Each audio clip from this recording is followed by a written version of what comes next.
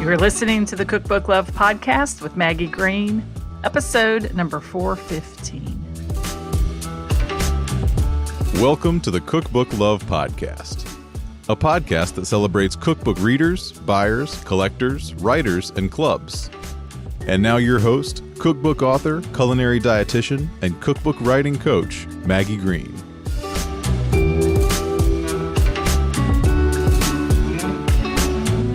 Hi, everybody. Welcome back to another episode of the Cookbook Love Podcast. How's everybody doing today? Hope you are all doing well. I'm having a quiet morning here in my cookbook bunker, and I've been thinking about the recent launch that I did of the Cookbook fan base formula. We closed the doors on Sunday, and I'm so excited to welcome new students into that brand new program as founding members. And if any of you who joined are listening, I want to tell you how excited I am to work with you and to help you grow an audience publishers love so that you can get a book deal. And I've been thinking a lot about this, and I want to tell you a little bit about something that I do in my business before I ever offer a masterclass. And that is I send an email to my email list, and I tell them that class is coming up. Get ready for this exciting new class, but what questions do they have that they would like for me to be sure to answer in the class? It's two very simple questions. Number one, what is holding you back from growing your audience? And then number two this time was, what kind of questions would you like me to answer in the masterclass as I'm talking about the journey from where you are now to audience growth that a publisher loves. So I thought what I would do today for the show is share with you the questions that people asked me. These are people that are on my email list. So first of all, if you are not on my email list, I highly recommend you join it. You can head down to the show notes. There's a link there for a cookbook concept map. Just click that link. You can get a free gift, a cookbook concept map to help you map out your concept for your cookbook. Then you'll be on my list. You'll receive regular emails from me and get to participate in what I call my digital dining room, my space where I welcome you in. And this is exactly what I am teaching people inside the Cookbook fan base formula.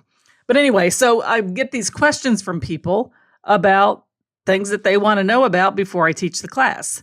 And so what I thought I would share with you today is some of the things that are stopping people from building their audience or growing their audience. And also some of the top questions that came up when it comes to audience building. And I think it's fascinating when I do this to hear from people who want to take the class and to really hear about what's holding people back. Because the truth of the matter is if there's anything in life that we want to do, something we have in the future that we really want to accomplish, and you say, have you accomplished it yet or not? Have you started working on it yet or not? If the answer is no, I haven't started working on it, or you're either working on it or you're not. But if you're not working on a goal, usually it's because there is some sort of an obstacle standing in the way. And typically the obstacles are the way we're thinking about things.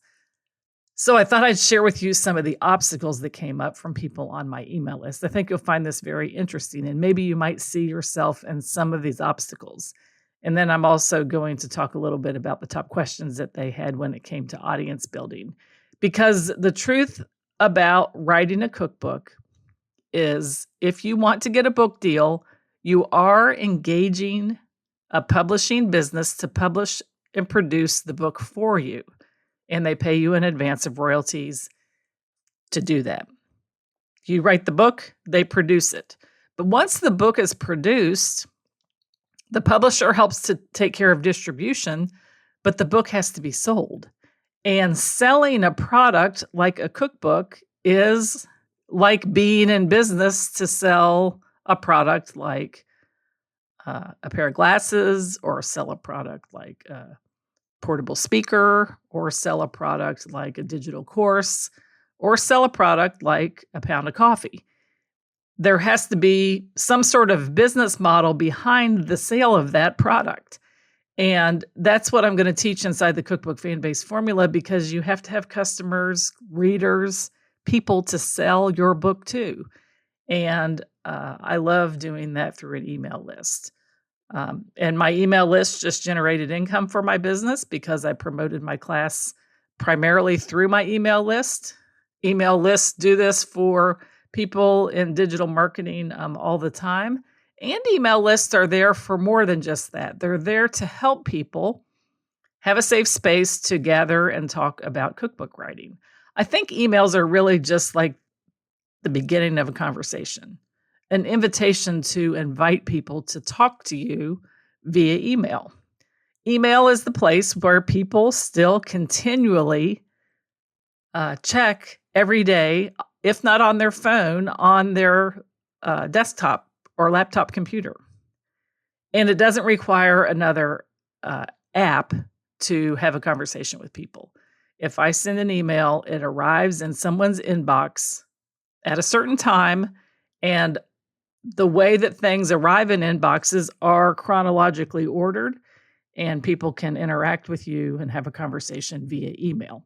So I love email, and that's what I'm going to be teaching in the Cookbook Fan Base Formula. But here's what's holding some people back from actually building their audience. One person responded and said what's holding them back from building their audience is writing their blog. The thought process and the time that goes into writing the blog is preventing this person from building their audience, which I think has a really good potential to it. And it's kind of fascinating because writing a blog is time that this person is sitting at their computer, they're generating content, they're talking to people through a blog. But hopefully what I'm going to be able to teach people inside this program is my concept and my method for batching and for using content that I create to serve multiple purposes. If I'm going to put energy into a podcast, for example, and think about a topic and talk to you about it, there are other ways that I can use the content that I create this podcast about, ways that I can make it multi-purpose. And so hopefully writing something like a blog would be a reason to continue to grow your audience and a way to help you generate content that you could also share with your audience, but not be a barrier to growing the audience. If anything, writing a blog should be something that generates people coming to your website. When they get to your website, there should be a place they can sign up for your email list. I've got a method that I teach inside the program about what you do to get them to leave that email, and then what happens after they leave their email with you. Because that behind that email is a real person who has a real life and a real set of wants, desires, and dreams in their own life. Maybe they're in pain and they need some relief. Maybe they have a problem and they want a solution. Maybe they just want a little bit more joy in their kitchen. But we can certainly provide that to them through emails that we send out. So I think it's fascinating that the good news is I've got someone that's writing a blog that just needs to take the leap to see how that connects to sending regular emails to their list and growing their list. But if you're currently writing a blog, you're currently creating content for a website, maybe your own website, you're only really one step away from growing your list and growing your audience, and not letting that be a reason not to collect email addresses and grow it. It's not two separate things. It's really just one part of the same thing. Another person wrote and said that they are not consistent, and they feel like consistency is standing in their way. And I also get this as well. Consistency is a skill that's built over time. And it's a commitment to ourselves to be a consistent person. So I always think about it this way, like today, this person is standing in what often is referred to as a gap between the version of them that is not consistent and the version of them that is consistent. And the way to become consistent is to think like someone who is consistent thinks, to feel like someone who is consistent feels, and to act like someone who is consistent acts, even before you feel like you are consistent. It's through the being consistent that we learn to become consistent. So consistency doesn't just happen like I'm not consistent, all of a sudden I am consistent. What ends up happening is to be consistent, we have to decide on a frequency with which we are going to send an email to our list. And I usually let my students decide that consistency. Generally, in business, it's good to reach out to your email list probably a couple of times a week.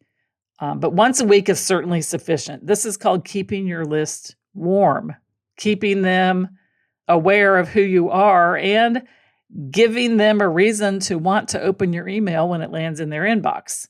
So I typically recommend that my students pick one day a week that they commit to sending an email. And the first week that they send it,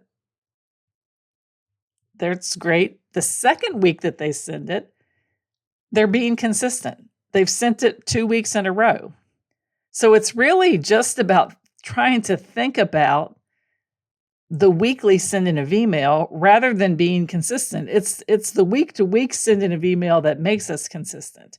And we become consistent by sending the email week after week after week. I used to have to think about sending an email a lot and like plan it into my day. But it is such a part of who I am and what I do now that I cannot even imagine not writing to my list every week or several times a week, sometimes depending on what I'm up to. I enjoy having a conversation with my email list and the people who are on it. I love sitting down and writing them emails. I enjoy supporting them. I enjoy providing information that's inspirational, and I think it's a great way to practice and be a writer, to share with people something via email. So consistency is built by just doing it at least twice, and then every week committing to continue to show up at that time and at that place to send that email. Now, the nice thing about email is you don't have to write it at the time you're going to send it. You could write it 5 days before you send it, and then you can schedule it to go out at the time you want it to go out. And if you're really on a roll, you could write 2 emails and schedule one for next week and one for the week after that. So consistency in terms of what our people receive from us doesn't always mean that we're sitting down that exact number of times to write it. It could be that we batch things. And I'm going to share my technique for batching inside my program. But consistency is something that a lot of people struggle with. Now, the interesting thing about it, I bet there are things in your life right now, and I know it's true for me too, that you're very consistent with.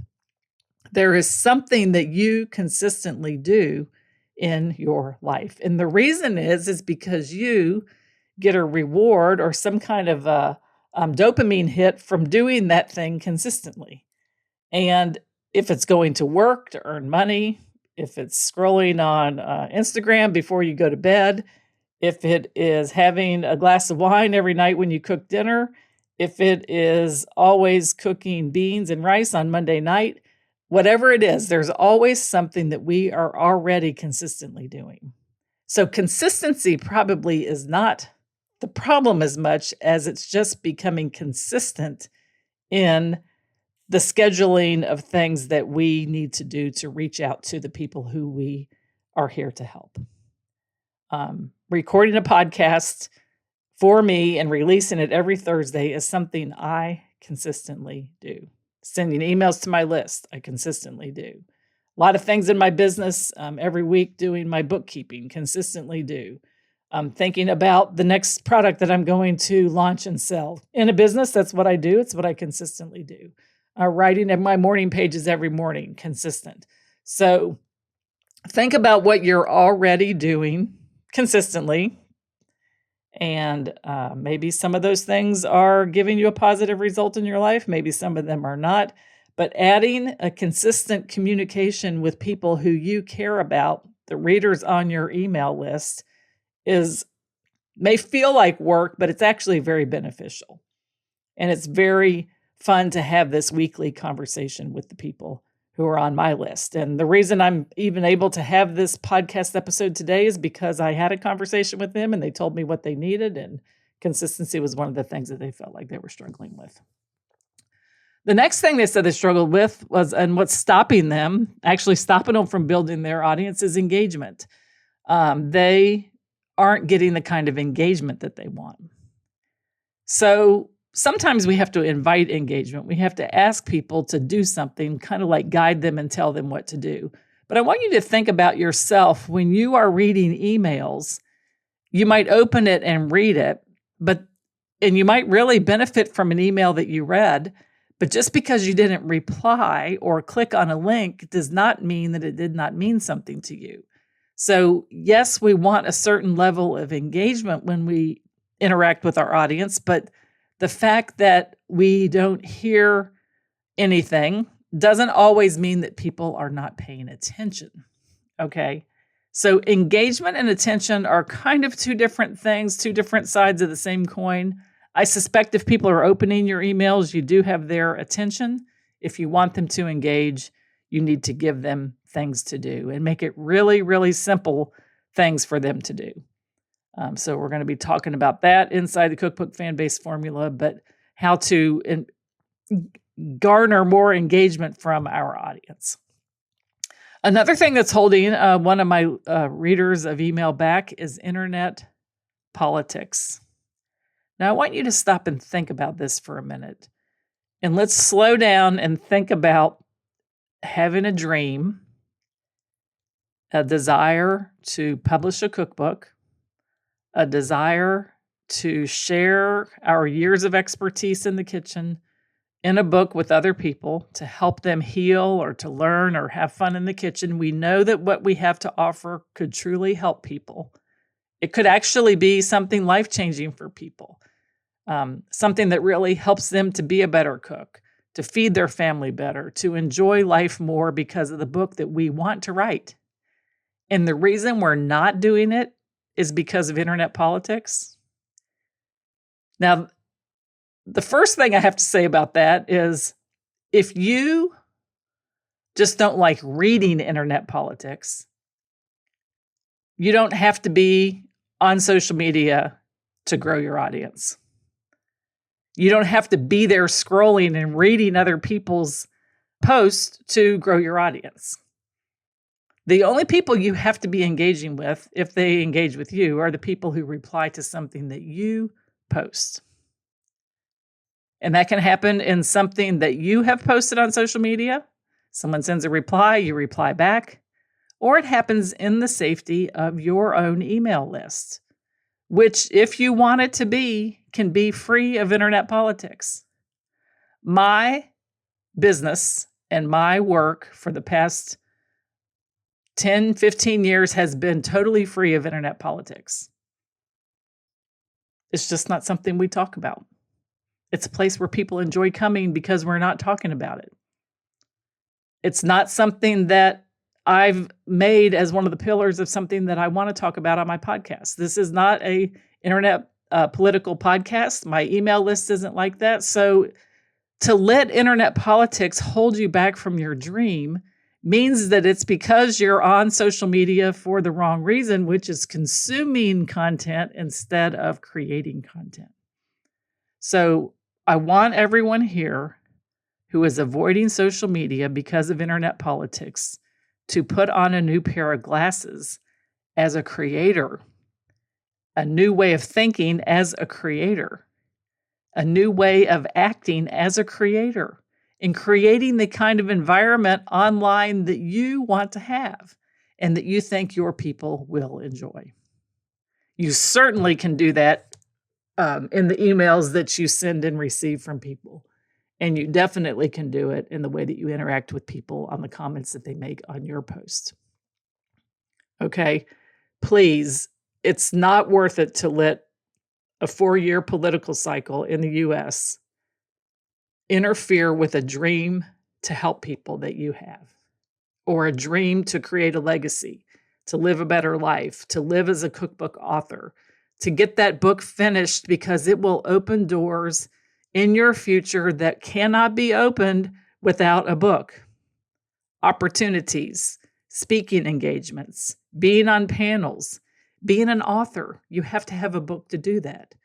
And I'm begging you, do not let internet politics win and keep you from your dream. It certainly doesn't have to. And you can decide to be a person that rises above that and that creates the type of content that you want to create and that you want to attract people to and that you want to have the interaction with. So it's just a very powerful decision. And I know that you can do it. I do it all the time. And it's a wonderful life when you can not worry about that type of thing when it comes to your business and your cookbook. Okay. And then the last thing that someone said that was stopping them from building their audience was they have not identified the topic that they want to write about. So when I think about not identifying a topic, I often think of not identifying a concept for a book. To grow your audience, you do not have to have identified the concept for your cookbook. This person mentioned a few things that they thought they might be interested in talking about. And my recommendation is that if there's some things that interest you and that you love about your kitchen, that's what you start talking about. If it's about spices, or if it's about grains, or if it's about beans, or if it's about baking or cookies or fancy cakes or anti-inflammatory food, if it's about vegetables, if it's about fruit, it doesn't really matter. When you write your emails, you just start sharing and supporting people and inspiring people around some things that you love. Because when you love things, you attract people that love them too. I got to tell you a story about something. I'm in a coaching group, and I was on a call the other day, and we were talking about being inspired by people who are living the life that you want to live. And like reading stories of people's conversion, people's change, like becoming the person that they want to be. And I told them in the group that, I'm Catholic, and I love to read stories of modern day saints, like saints that have been made saints since 19th, 20th, and 21st century saints. I mean, we're not talking about saints from the 400s and 500s, which are fascinating too, but I'm talking about people who have lived just within the few past decade or past 100, 200 years that have become saints, because they have achieved, in the eyes of the church, a life of sanctity and holiness. They've done amazing things because they have opened themselves up to a life of grace. And I love reading stories about those people. I find it very, very inspiring. Now, there are some people that might not find that inspiring and might think it's just a bunch of hooey, and that's fine.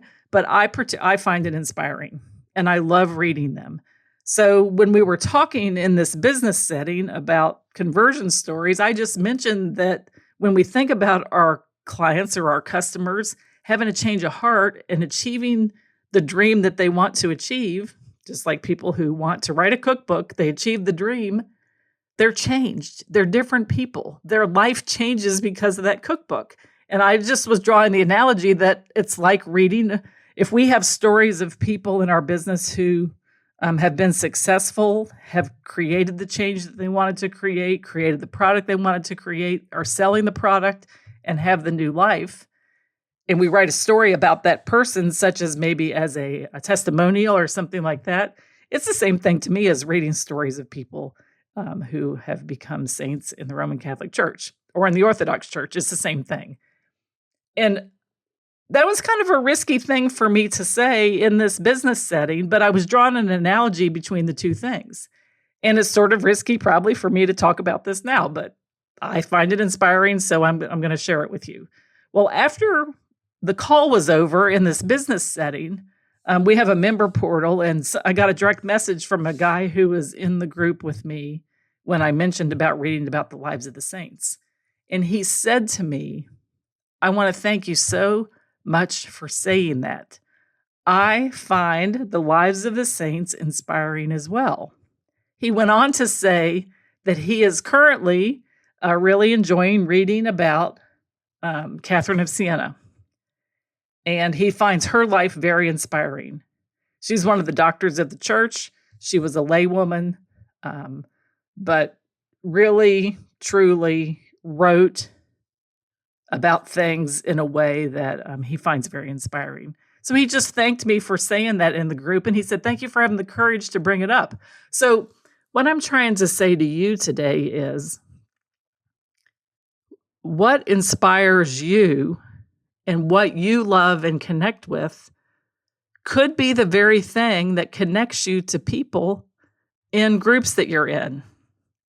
Now, it's also sometimes these topics can be polarizing and it might turn people off as well. But what we're seeking when we're growing our audience is connection points and having things that inspire us and that we love that are perhaps polarizing so much to the fact that it either really draws people in or very clearly turns people away. That's called being known for something. And if I've become a person that is known for talking about going to Mass or reading the lives of the saints, then so be it. I hope that that offers a connection point for some people. And if it's not, and people don't want to follow because of that, that's fine. But that is something that inspires me and is a very big part of my life. And that's why I tend to want to talk about it.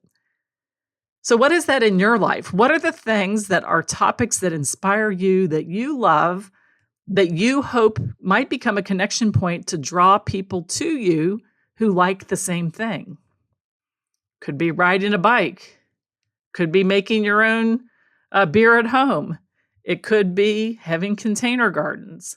It could be, being an avid reader. Could be one of the last people to still use a library card. Who knows? It could be any number of things. But think about the topics that inspire you. Let your audience be drawn to you because of those. And in the midst of the conversations with them, work out your cookbook concept. So your cookbook concept will come as a result of conversations with people, not as something you have to decide before you have conversations with people. Okay? So those are the hesitations that came through from people. So writing a blog, consistency, audience engagement, internet politics, and not having identified my topic. I hope that if those are in any way something that might be holding you back, that you can see that sometimes it's just a change in the way of thinking about something, really shifting the way we feel about it and taking action toward the dream that we have that really ends up helping us be the person that we want to be, which in your case might be being a cookbook author. It might be building a publishing business. It might be growing your list of engaged readers. But it's easy to change the way we think sometimes so that we can move forward in our businesses. And I hope that this episode has helped you to do that very thing. So again, down in the show notes, there is a link for a cookbook concept map. If you're interested in getting on my email list, please click that link. Leave me your email address. I will send you a copy of my cookbook concept map. and welcome you into my digital dining room and can't wait to interact with you there.